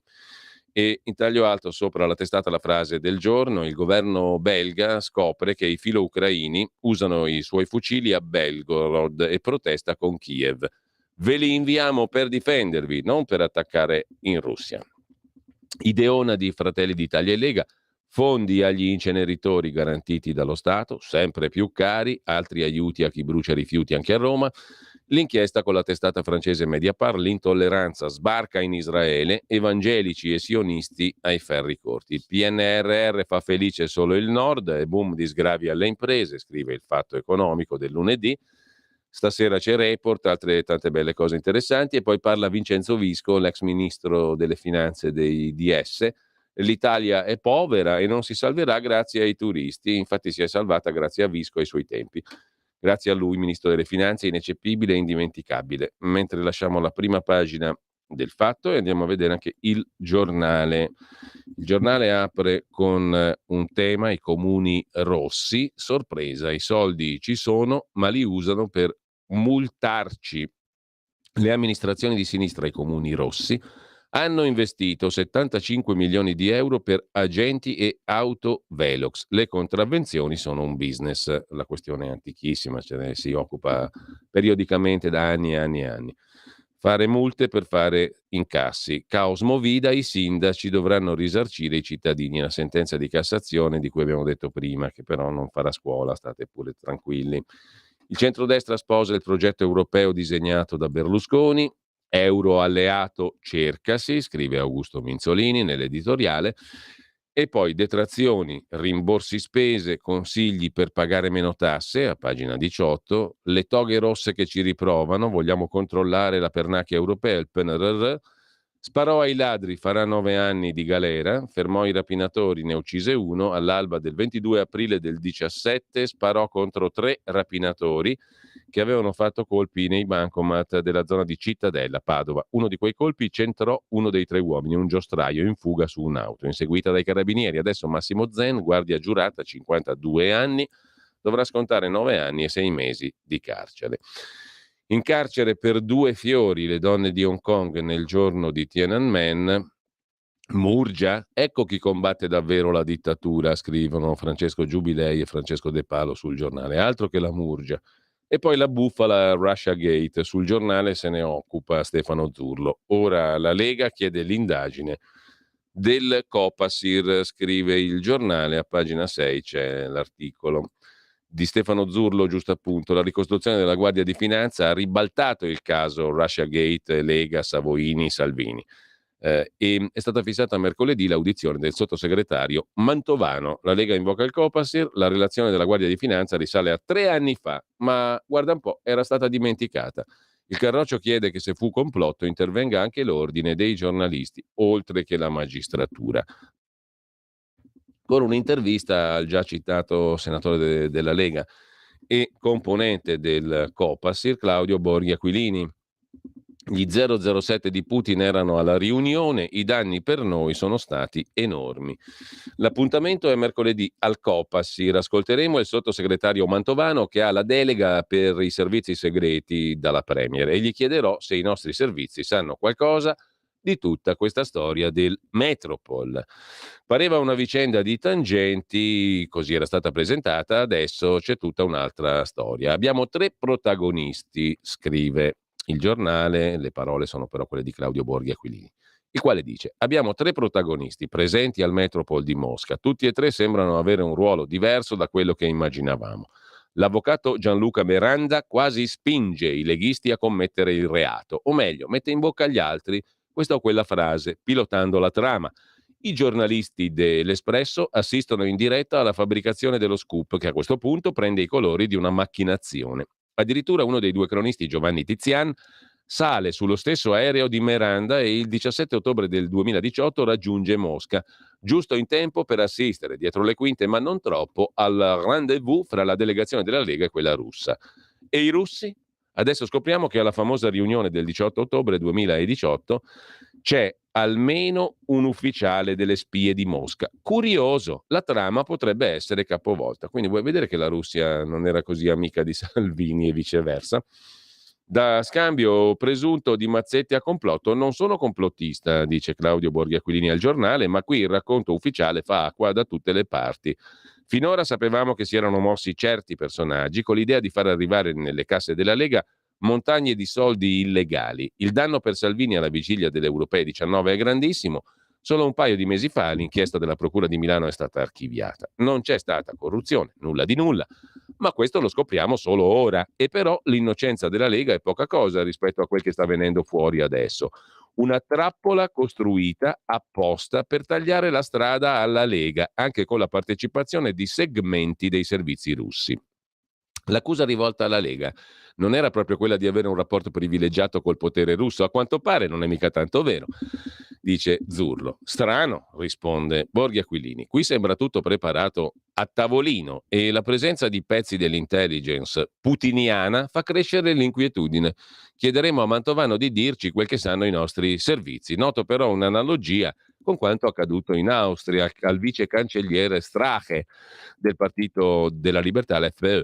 Ricordate, il brillante astro nascente della destra austriaca conversa a Ibiza con una ragazza avvenente e si lascia andare a discorsi poco raccomandabili, ricorda Claudio Borghi Aquilini. Promette commesse e appalti alla sedicente nipote di un oligarca russo in cambio di finanziamenti. Nel 2019 esce un video di quel meeting che gli stronca la carriera. Strache si dimette. In quel caso c'era sicuramente la manina di qualche apparato di intelligence, abilissimo nel confezionare dossier che poi forse sono sfuggiti di mano. Non so, ma trovo parallelismi che sarebbe interessante comprendere meglio. Non voglio formulare conclusioni che sarebbero premature, ma dobbiamo capire se c'è stato un tentativo di condizionare la democrazia e incastrare Salvini. Vediamo anche la prima pagina del Quotidiano Nazionale, dopo l'intervista che abbiamo appena finito di leggere Il Giornale a Claudio Borghi Aquilini. Sanità malata, mancano 30.000 medici. Inchiesta sul sistema sanitario, fuga dagli ospedali pubblici, pensionamenti di massa, pochi dottori di base, si lavora in emergenza. Alzare gli stipendi e basta numero chiuso a medicina, dice un esperto intervistato dal Quotidiano Nazionale. Intervista al generale dei NAS dei Carabinieri Carra, migliaia di ispezioni nelle RSA. Intanto a Milano senza asilo nido 3.297 bimbi ed ci sono code anche nei privati, negli asili privati. A Biategrasso la professoressa accoltellata in classe, i genitori del sedicenne dicono le chiederemo perdono, annuncia l'avvocato, la incontreremo, l'avvocato dei genitori, mentre sempre dalla prima pagina del Quotidiano Nazionale la sentenza di Cassazione, i sindaci devono risarcire i danni da Movida dopo 11 anni di vicenda giudiziaria, vedremo che piega prenderà anche questa storia, e in Lombardia c'è un tesoro di alberi storici, bellissimi. Dal Giorno passiamo al Mattino di Napoli, tutto incorniciato dalla vittoria del Napoli, lo scudetto, la gloria, eccetera, eccetera, la grandissima festa a Napoli e non solo, e poi Il Tempo di Roma, che apre la sua prima pagina con il governo al lavoro e i mercati finanziari, gli investitori, i risparmiatori che premiano l'Italia. C'è un sacco di gente che compra i titoli di Stato italiani, lo spread è ai livelli minimi, il governo quindi gode di ottimerrima reputazione in tutto il globo terracqueo, la crescita supera quella di Germania e Francia, risultati sopra le aspettative. Il sottosegretario leghista all'economia Federico Freni dice le nostre misure hanno rassicurato gli operatori che ora ci vedono più affidabili. Centrodestra che cerca alleanze in Europa e poi la battaglia alla Camera sul PNRR. Arriva in aula il decreto che limita i controlli della Corte dei Conti. Dal Tempo passiamo a Repubblica. Repubblica mette in primo piano, adesso lo vediamo, la questione climatica, la giornata dell'ambiente, tutte queste cose ineccepibili.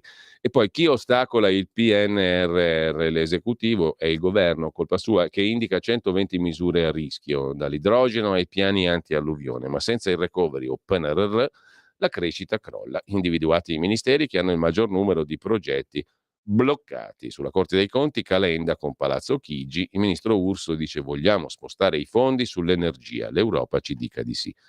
Un viaggio in Toscana nell'ex feudo rosso tra le ferite del Partito Democratico, pagina 8, il viaggio in Toscana lo compie Stefano Cappellini. Siamo esattamente in varie realtà della Toscana, tra liti e correnti. La Toscana era un feudo rosso, epicentro invece della batosta del Partito Democratico, Pisa, Massa, eccetera, eccetera. E ancora in primo piano sul Repubblica di oggi, cosa c'è di interessante? Belgorod colpita dai raid dei ribelli anti-Putin. E infine asilo nido al liceo per salvare la maturità di Sofia. La ragazza che fa la maturità e gli aprono l'asilo nido ad personam. Intanto lasciamo la Repubblica, vediamo la consorella per parte di Agnelli e Elkan, la Stampa.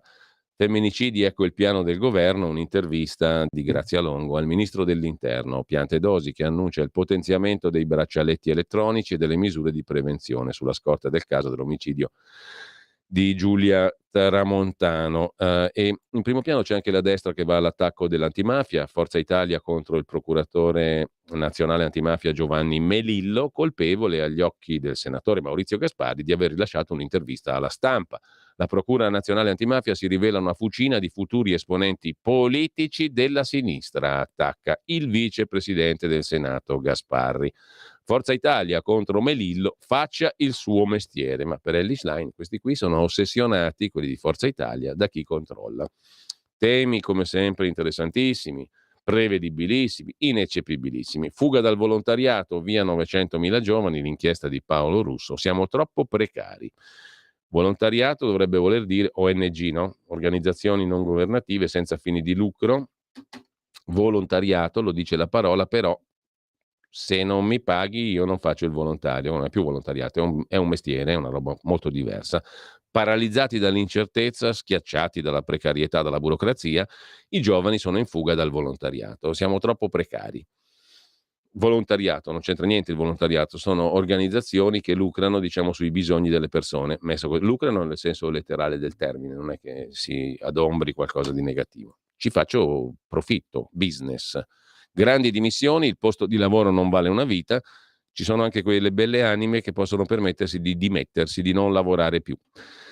Intanto lasciamo la prima pagina della Stampa con la fotografia di due donne, la scrittrice Asar Nafisi, Iran, aiutate il mio paese, la premier danese, una donna per l'Alleanza Atlantica, Mette Frederiksen, che sbarca a Washington, vedrà Joe Biden per la nomina a segretario generale della Alleanza Atlantica. La Stampa l'abbiamo vista, la Verità l'abbiamo vista prima, adesso sfogliamo rapidamente le pagine interne del Corriere della Sera in attesa di collegarci, non so se sarà disponibile, ma sicuramente lo sarà come quasi tutti i lunedì in linea di massima con il presidente dei deputati della Lega, il capogruppo alla Camera Riccardo Molinari. Allora, Belgorod in primo piano, la guerra in Europa sul Corriere della Sera di oggi, l'intervista molto lunga di Giuseppe Guastella, pagina 5, a Eva Kaili, eurodeputata greca che fu arrestata per il cosiddetto Qatar Gate, come tutti ricorderete. Mia figlia è stata usata per farmi parlare, denuncia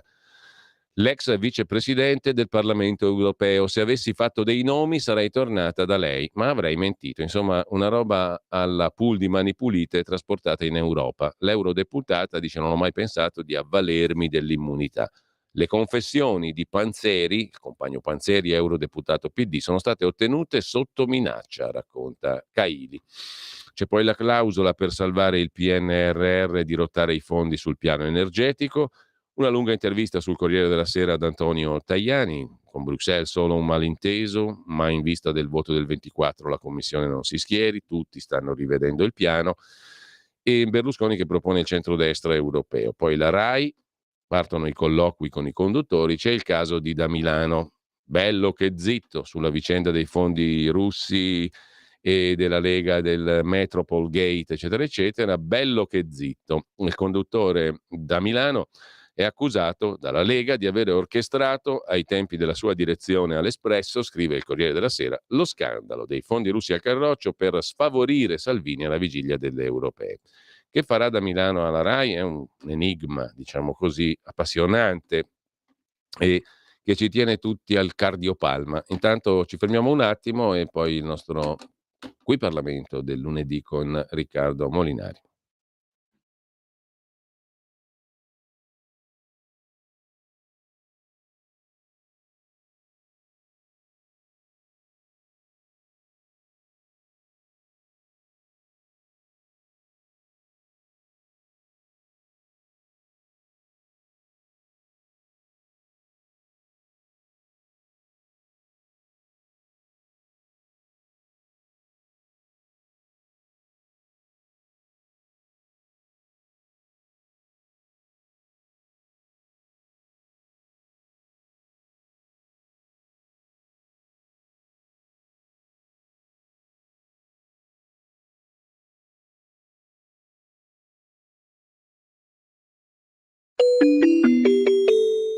Qui Parlamento. Eccoci qua, io ringrazio e saluto come tutti i lunedì Riccardo Molinari, presidente del gruppo dei deputati alla Camera della Lega e segretario della Lega in Piemonte. Riccardo, grazie e buona giornata, buona settimana innanzitutto. Buona giornata, un saluto a tutti. Allora, abbiamo appena fatto la rassegna stampa che inevitabilmente è stata dominata dalla terza puntata dell'inchiesta di Giacomo Amadori sulla Verità. Lo stiamo cercando, lo conosciamo da tanti anni. Giacomo Amadori, come sempre, molto puntuale e con notizie e fonti di prima mano, in questo caso su una vicenda che ha tenuto banco per anni. Non sto a farla lunga perché l'abbiamo riassunta e ne abbiamo parlato già prima diffusamente. È la vicenda che era stata presentata come le tangenti russe alla Lega. Adesso si è scoperto, tra le altre cose, che forse i russi non è che avessero di buon occhio la Lega e Salvini, perché c'è anche un agente segreto russo che macchinava con un personaggio losco, l'avvocato calabrese Massone Meranda, per cercare di mettere in piedi un finto scoop che poi avrebbe girato doviziosamente con tanti dettagli a giornalisti amici da lungo tempo, ben prima che lo scandalo fosse poi buttato in pista. Allora, la vicenda è losca, molto losca. Dentro c'è anche l'ex deputato italo-marocchino del PD e rappresentante dei musulmani, dei giovani musulmani e marocchini in Italia, Khalid Chauki, come da puntata di oggi, che traffica tra logge e storie varie. Distinguere il grano dall'olio qui, come spesso accade in questi casi, non è facilissimo.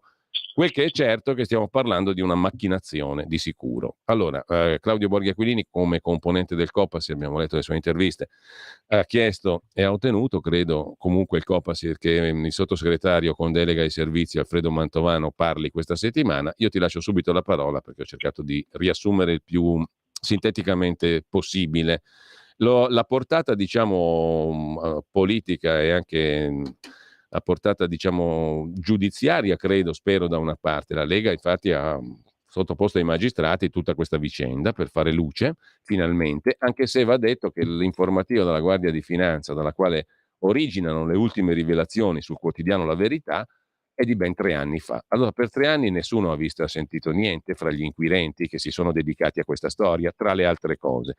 E poi l'ordine dei giornalisti non ha niente da dire circa il fatto che ci sia uno può dire certo io coltivo le mie fonti, ma qui forse siamo davanti a qualcosa di diverso, non è solo coltivare una fonte, è mettersi d'accordo con questa fonte per tirar su una storia che poi è falsa anche dal punto di vista giudiziario perché la procura poi archivierà tutto. Insomma, com'è che distinguiamo qui la fuffa dalla gravità? Beh, sicuramente l'aspetto più grave è quello che dicevi tu, cioè l'aspetto più grave è il fatto che l'Espresso, cioè questo giornalista che scriveva sull'Espresso, che oggi scrive sul Domani, fosse d'accordo con questo avvocato Miranda da prima che ci fosse la presunta trattativa, che avessero fatto il viaggio insieme per andare a Mosca e che questo avvocato, diciamo, abbia registrato l'incontro e l'abbia passato immediatamente al giornalista. Quindi questo stravolge completamente quello che si era creduto fino ad oggi. Cioè, fino ad oggi si era pensato che questo Miranda avesse registrato, diciamo, l'incontro e poi dopo lo avesse diffuso per ripicca, perché non aveva guadagnato nulla, o chissà perché. Se invece c'era un accordo precedente per organizzare l'incontro, registrarlo e poi viene fuori anche l'elemento del presunto petroliere russo che in realtà sarebbe stato un membro dei servizi russi che era in contatto anche lui con questo Miranda, insomma la cosa assume dei contorni chiaramente inquietanti. Si è voluta costruire, a quanto pare, insomma, da quello che scrive La Verità e da quello che sono le risultanti dell'informativa della Finanza, si è voluta creare una trappola nella speranza evidentemente che in quell'incontro magari partecipasse Salvini stesso o comunque fossero dette cose più compromettenti di quelle che sono state dette. È stato fatto il tutto partendo da chiaramente un organo di stampa, un organo di informazione italiano. Questo è quello che emerge dalla Verità. Questo è il motivo per cui la Lega ovviamente ha annunciato, farà un esposto in procura per accertare eventuali responsabilità. Come giustamente dicevi tu, questa informativa già c'era e non ha portato, diciamo, all'apertura di un'indagine. Ricordiamoci sempre però che comunque probabilmente anche sulla base di questa informativa c'è stata l'archiviazione, Sì. perché si è detto per giorni che l'archiviazione c'era stata per un problema di rogatorie, cioè per il fatto che la Russia Non avevano avesse, risposto. esatto, non avesse collaborato inviandoci i documenti. Poi c'è anche da dire che la corruzione internazionale è un reato particolare dove insomma non è come la corruzione, la tentata corruzione internazionale non esiste come reato, quindi il fatto che non ci sia stata, diciamo, la conclusione di alcuna trattativa sul passaggio di denaro non venire meno l'aspetto penale. Però probabilmente se le autorità già conoscevano questa situazione, questo potrebbe essere un elemento che ha portato anche gli inquirenti ad archiviare, credo. Ecco, ma proprio spassionatamente, anche se è un po' difficile come esponente di primo piano e capogruppo della Lega alla Camera, ma cercando di guardare così spassionatamente e anche sulla base della tua ormai corposa esperienza politica, ti ha stupito molto, moltissimo, poco o nulla questa vicenda e quel che sta emergendo? No, non mi ha sorpreso per nulla, Eh, nel senso che i casi costruiti ad arte da alcuni giornali per distruggere il politico di turno, purtroppo anche nel piccolo spesso non si vedono. Io voglio dire, mi ricordo perfettamente cosa successe, per fare un caso sicuramente più piccolo ma che abbia molto clamore, no? Ricordiamoci cosa fecero per mandare a casa la Lega quando era alla guida del Piemonte con Roberto Cota, no? sì, sì. Praticamente magicamente filtravano sempre su un paio di giornali, sempre gli stessi, che sono Repubblica e La Stampa, tanto per citarli, filtravano sempre magicamente i dettagli più, diciamo, succulenti, diciamo, quelli più furiginosi, le famose mutande verdi, ce lo ricordiamo, Sì, no? sì. Dati secretati magicamente filtravano cose che generavano poi un clima tale per cui si era andata a casa la giunta regionale. Quindi mentre invece sugli esponenti della sinistra non filtrava mai nulla, erano assolutamente intoccabili, come se non avessero fatto niente, quando in realtà il problema dei rimborsi ai consigli regionali riguardava tutti allo stesso modo, non è che ci fossero differenze. E quindi quella è stata una vicenda, o pensiamo anche in grande cosa fecero, ricordate tutto il cancan sui diamanti di Bossi, no? Che poi venne fuori che non si trattava di borse di diamanti nascoste in casa, ma si trattava di un investimento suggerito da una banca, insomma niente di così scabroso, ma l'immagine dei diamanti, io mi ricordo che girando Sì, per i gazebo eccetera c'erano quelli che ti venivano a parlare dei diamanti, che è una cosa che rimane in testa alla gente, quindi purtroppo non mi sorprende più di tanto, ecco. E tra l'altro, siccome nelle vicende italiche c'è sempre un po' di commedia giusto appunto all'italiana, veniamo magari a scoprire che Khalid Chowkhi ha versato 25 euro per fondare il Comitato per Salvini Premier a casa dell'avvocato Meranda in Calabria. Interessante, no? Vabbè, questo è un dettaglio, diciamo, che però dà un po' la misura anche dei soggetti coinvolti. Per fortuna verrebbe da dire che questi qui erano fatti così, però quello che impressiona è che comunque questa bufala è durata 5 anni. Mm. Sì, è durata 5 anni e ha avuto, diciamo, comunque pesanti ripercussioni, perché diciamo, per anni la Lega è stata considerata un partito non affidabile, in quanto a fronte di questa storia ogni posizionamento, ogni frase detta ad esempio sulla guerra in Ucraina piuttosto che sui rapporti geopolitici con Sì. la Russia veniva evidentemente interpretata in una certa maniera, partendo da questo presupposto di questa vicenda, no? Perché Quindi voi avete preso i soldi e quindi dite così. esatto, il ragionamento della Lega è condizionato da Putin, la Lega ha un filo diretto con la No, Russia. poi adesso quindi scusami Riccardo, si scopre pure che un agente del servizio segreto russo invece lavorava contro la Lega. Può essere sempre uno deviato, per carità, però e visto il profilo di tutti gli altri non credo che sia una primissima fila. Però insomma è curioso anche questo, no? Il deputato italo-marocchino che paga per il Comitato Salvini Premier e quell'altro russo che lavora contro la Lega, che è amica dei russi. No? Sì, Tanto per esatto, dire. esatto. Vabbè, Il fatto che ci non fosse non voglio esagerare il profilo dei soggetti, però insomma sono Sì, spigolature. poi secondo me andrà approfondito anche questo, perché insomma pare che questo sia un 007 russo, eccetera. Però insomma è evidente che se ci fosse stata la collaborazione dei servizi russi per questa macchinazione, vuol dire che chiaramente a questo punto c'era anche un interesse della Russia di tenere in scacco la Lega, ecco. Che diciamo la storia del KGB insegna che questo lo fanno con tutti loro, nel senso che alla fine loro amici e nemici e chiunque possono tenere sotto scacco e ricattare lo fanno, quindi diciamo che anche questo nel modo di operare di quello che fu il KGB è abbastanza normale, però certamente indica che non c'è questo rapporto diciamo idilliaco e fraterno che è stato raccontato tra la Russia e la Lega. Allora, chiuso questo capitolo in attesa di ulteriori sviluppi, oggi stesso, veniamo al calendario della Camera dei Deputati, la Camera è convocata, se non sbaglio, quest'oggi per iniziare l'esame del disegno di legge di conversione del decreto sulla pubblica amministrazione per il rafforzamento della capacità amministrativa delle amministrazioni pubbliche. Com'è che si rafforza la capacità amministrativa? Questo è il decreto della sulla pubblica amministrazione, c'è una serie di norme di semplificazione delle procedure, c'è la questione della Corte dei Conti. Ecco, te lo chiedo direttamente, ma quella polemica lì come possiamo riassumerla? Cioè il governo vuole evitare il controllo della magistratura contabile per fare che cosa? E finora cosa faceva la magistratura contabile sul PNRR? Esatto, il governo vuole limitare il controllo della magistratura contabile sul PNRR perché già è difficile spenderli questi soldi, se i sindaci sono terrorizzati perché hanno paura dell'esposto alla Corte dei Conti, quando già c'è la missione di controllo presso il Ministero di Fitto che controlla, sarebbe un controllo doppio, questo è il punto, perché visto che il PNRR deve essere rendicontato all'Unione Europea in maniera puntuale, c'è già la struttura di missione che si occupa di fare tutti quanti i controlli. Quindi in questo modo si sgrava la Corte dei Conti di lavoro e si toglie un po' di paura a chi deve firmare sui territori, alle pubbliche amministrazioni per poter spendere i fondi. Questa è la spiegazione.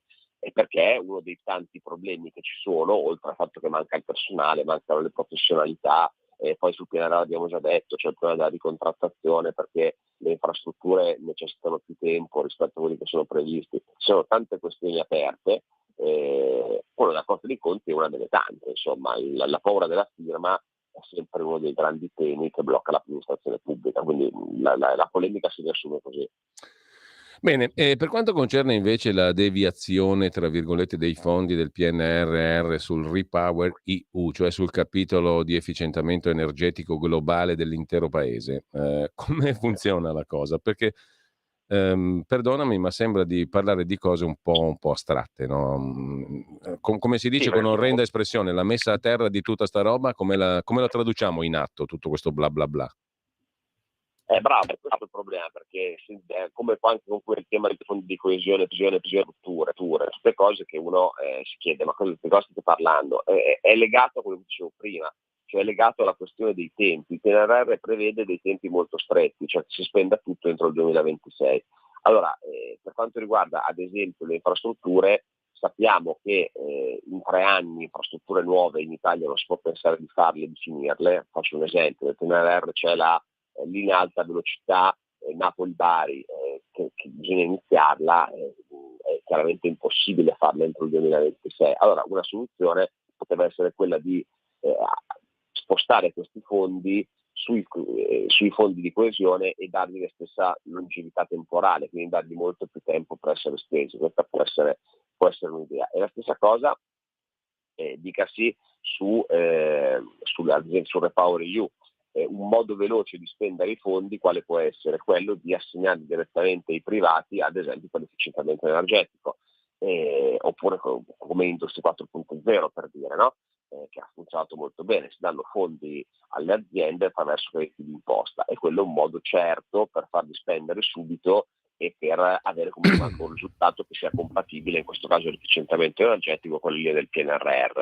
E in quel caso appunto bisognerebbe però ricontrattare con l'Unione Europea e destinare parte del PNRR a quei fondi che sono nati nel Repower EU che si possono usare così.